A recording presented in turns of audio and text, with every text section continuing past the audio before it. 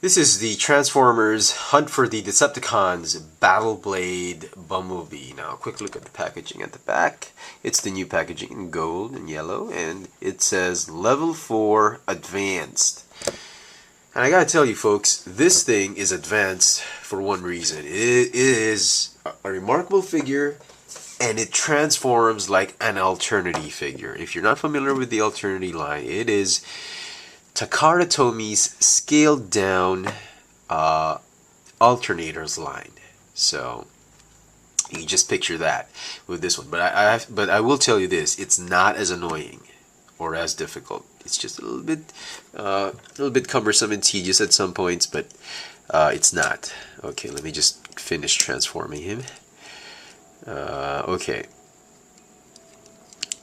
so there. It's a great figure. There was so much hype about this figure even before it was released, and I was very, very impressed when I opened him up. I just thought it was going to be an okay figure, you know, just another Bumblebee, probably the nth Bumblebee that Hasbro has released, but it turns out it is a very good figure. It's got a great silhouette, it's very movie accurate, fantastic details, and really, really awesome features. It has a great alt mode, which we will show you later, and a very tricky transformation. Incidentally, the booklet that came with this figure shows you transformation into robot mode as well as into alt mode. So very nice, good work Hasbro. Official transformation for the legs is this way, but the things, the fenders, they don't really work for me that way. They work for me this way, so I'm going to keep it this way. It's up to you. It's a Transformer figure. You decide how you want to transform it. Okay, some of the features include, as you've already seen, his battle mask. Just like the Human Alliance Bumblebee, the battle mask folds on top of his face. It makes him kind of look a little bit dorky at some angles, or like an Insecticon, but he's okay. Not too much detail on the faceplate. It slides up neatly up to his forehead and onto the top of his head. Hardly noticeable. Very nice. Good work, Hasbro. Some light piping. Creepy light piping, actually. If I can show you. Right there. Wow. Perhaps the best light piping I've seen in a long while. Very nice. He stands a little bit taller than the other deluxe class figures because of, I guess, the transformation. If you want to see it, I'm sure a lot of you are going to ask me to compare him to. Here he is with Preview Bumblebee, which is also the mold for the Alliance Bumblebee, as well as the pug-sized Cannon Bumblebee, which is also the mold for the Battlefield Bumblebee. Even if you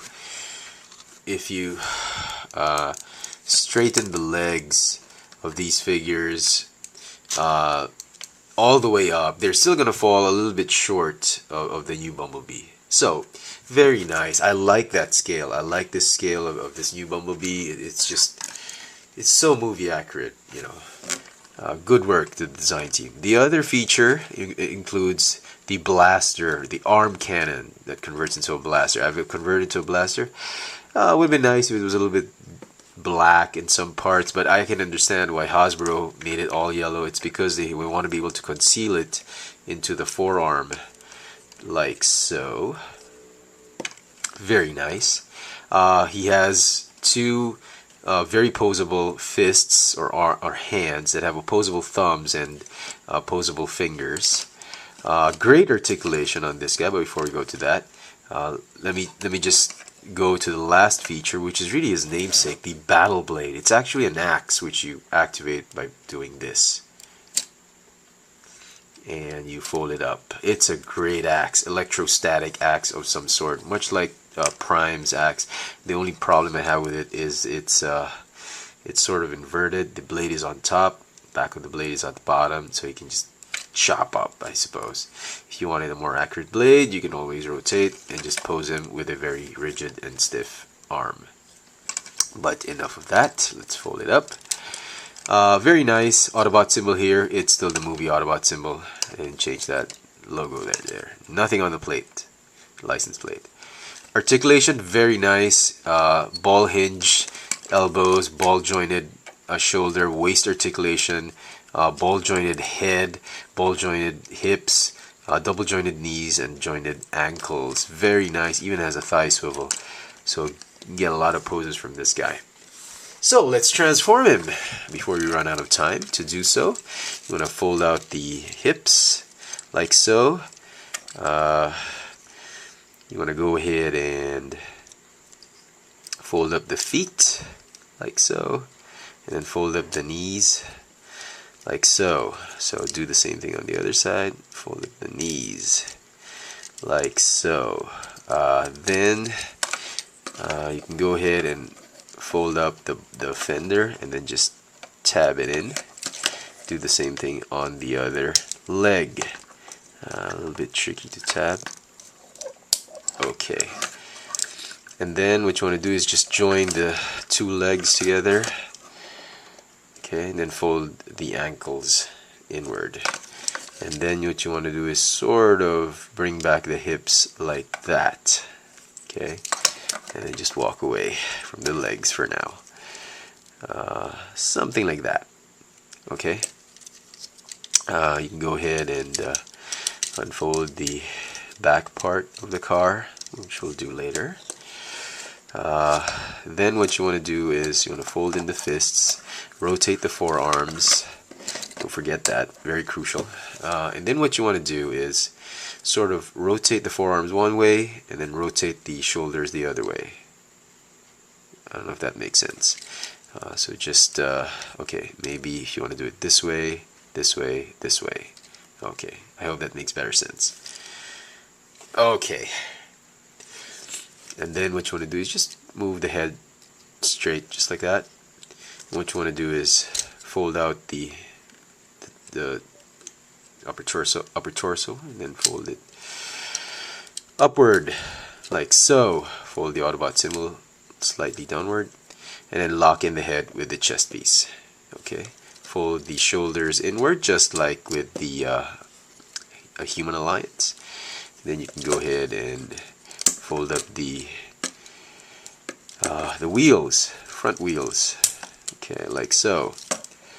And then you want to just line it up. Go ahead and fold the bumper. Just tab it in. Fold the arms inside. They're supposed to form seats, I suppose. I think, but they don't. The molding's not built for that.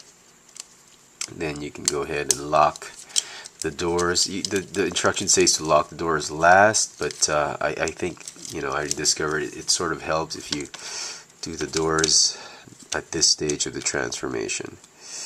Or you can do it whatever you want to do. It's a transformer, you know, you can transform it any way you want to. So go ahead and fold the top part of the car, just lock everything in place, and at this point it's just a matter of tabbing things together if you can. So tab the front part and then the back part.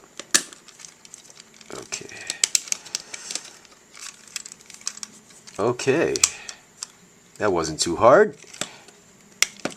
Okay, and there you have Battle Blade Bumblebee in his awesome alt mode. I am very pleased with this alt mode. I think it's a bit of an improvement.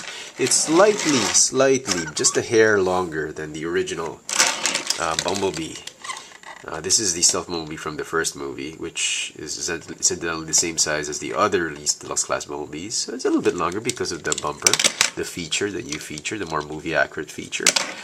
So that's that. And just for curiosity's sake, the Activator's Bumblebee. So a little bit wider, but he still is longer. Okay. Final thoughts.